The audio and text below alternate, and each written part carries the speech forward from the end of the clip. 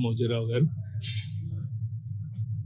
దైవ సన్నిధిలోకి వెళ్ళిన సందర్భంగా వారు నిజంగానే ఒక మాటని మాత్రం మనం గుర్తు చేసుకోవాలి.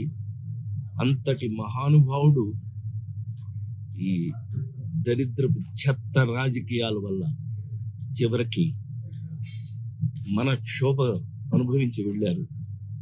అది భగవంతుడు చూసుకుంటాడు, డెఫినెట్ చూసుకున్నాడు, భగవంతుడు చూసుకున్నాడు. కానీ ఆయన ఆ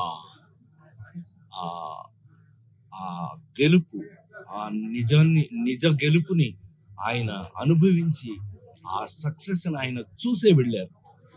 ఆ విషయంలో చాలా చాలా సంతోషం. ఆయన అనుకున్నది సాధించి మరి వెళ్ళారు. వారి మనశ్శాంతి, వారి జీవితంలో వారు ప్రపంచం బతికున్నంత వరకు కొంతమంది బ్రతుకుంటారు. అందులో శ్రీ రామోజీరావు గారు ఒకరు.